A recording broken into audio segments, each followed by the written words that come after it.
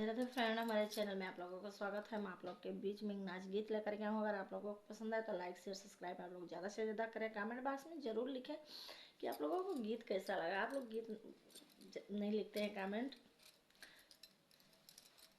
तो चलें आप लोग गीत सुने।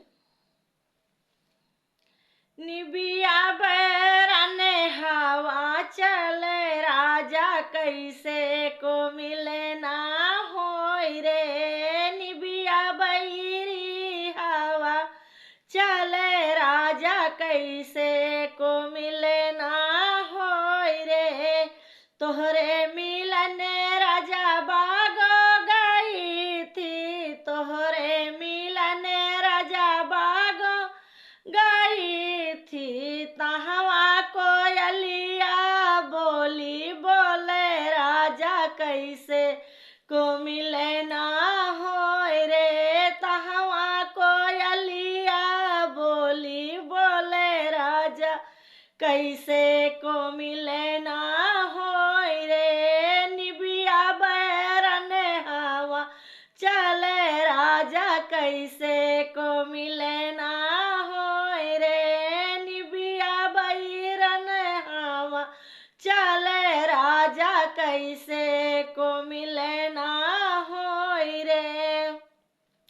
तोहरे मिलन राजा कोनो पे गईल्यूं, तोहरे मिलन राजा कोनो पे गईल्यूं, तोहरे मिलन राजा कोनो पे गईल्यूं। ताहा महरवा पानी भर राजा कैसे को मिले ना होय रे। तहवा महरवा पानी भर राजा कैसे को मिले ना होय रे। निबिया बैरन हवा चले राजा कैसे को मिले ना होय रे। निबिया बैरन हवा चले राजा कैसे को मिले ना होय रे।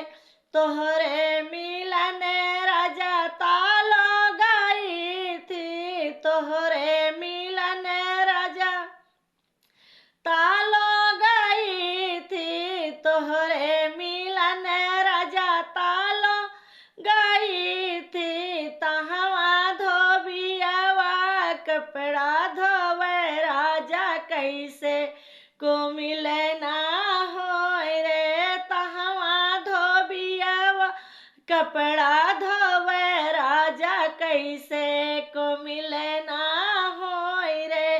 निबिया बैरन हवा चले राजा कैसे को मिले ना होय रे। निबिया बैरन हवा चले राजा कैसे को मिले ना होय रे। तोहरे मिलन राजा गईल्यूं महलिया, तोहरे मिलन राजा गईल्यूं महलिया, तोहरे मिलन राजा गईल्यूं महलिया। तहवा सवतिया बोली बोले राजा कैसे को मिले ना होय रे। तहवा सवतिया बोली बोले राजा कैसे को मिले ना होय रे। निबिया बैरन हवा चले राजा कैसे को मिले ना होय रे। निबिया बैरन हवा चले राजा कैसे को मिले ना होय रे। निबिया बैरन हवा चले राजा कैसे को मिले ना होय रे।